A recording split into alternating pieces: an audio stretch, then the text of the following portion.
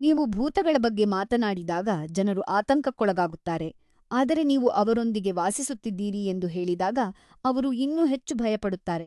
15 ವರ್ಷಗಳ ಹಿಂದೆ ನನ್ನ ಜೀವನದ ಪ್ರೀತಿಯ ಮರ್ಯಾನೆಯನ್ನು ಒಂದು ಭೀಕರ ಕಾರು ಅಪಘಾತದಲ್ಲಿ ನಾನು ಕಳೆದುಕೊಂಡೆ.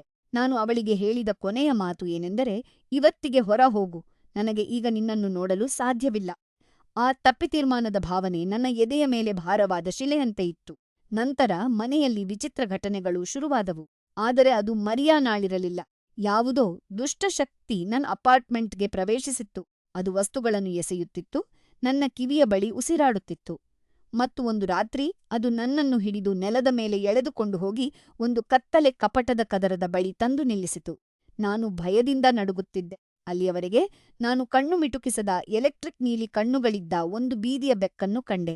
ಮರಿಯಾನಾಗೆ ಇದ್ದ ಅದೇ ಕಣ್ಣುಗಳು. ಈ ಬೆಕ್ಕು ಕೇವಲ ಮನೆಗೆ ಬರಲಿಲ್ಲ, ಅವಳು ಹೋರಾಡಲು ಬಂದಿದ್ದಳು. ನನ್ನನ್ನು ಪೀಡಿಸುತ್ತಿದ್ದ ಆ ಕತ್ತಲೆ ಶಕ್ತಿಯ ವಿರುದ್ಧ ಅವಳು ಗಾಳಿಯಲ್ಲಿ ಜಿಗಿದು ಹೋರಾಡುವುದನ್ನು ನಾನು ನೋಡಿದೆ. ಅವಳಿಗೆ ನನ್ನ ಅಭ್ಯಾಸಗಳೆಲ್ಲ ತಿಳಿದಿತ್ತು.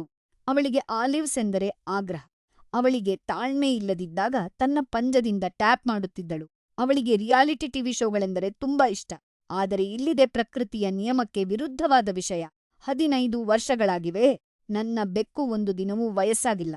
ಯಾವುದೇ ಬಿಳಿ ಕೂದಲುಗಳಿಲ್ಲ, ಕಣ್ಣುಗಳು ಮಸುಕಾಗಿಲ್ಲ ಮತ್ತು ಅವಳ ವೈದ್ಯರು ಹೇಳುವ ಪ್ರಕಾರ ಅವಳಿಗೆ ಜೈವಿಕವಾಗಿ ಕೇವಲ 2 ವರ್ಷಗಳು.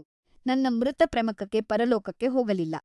ನನ್ನನ್ನು ರಕ್ಷಿಸಲು ಮತ್ತು ನನ್ನ ಜೊತೆಗಿರಲು ಅವಳು ಒಂದು ರೂಪವನ್ನು ಕಂಡುಕೊಂಡಿದ್ದಾಳೆ. ಅವಳು ಈಗ ನನ್ನನ್ನೇ ನೋಡುತ್ತಿದ್ದಾಳೆ, ತನ್ನ ಪಂಜದಿಂದ ಮೇಜಿನ ಮೇಲೆ ಟ್ಯಾಪ್ ಮಾಡುತ್ತಿದ್ದಾಳೆ. ನಾನು ಟೈಪಿಂಗ್ ಮಾಡುವುದನ್ನು ನಿಲ್ಲಿಸಬೇಕೆಂದು ಅವಳು ಬಯಸುತ್ತಿದ್ದಾಳೆ ಎಂದು ನನಗೆ ಅನಿಸುತ್ತದೆ.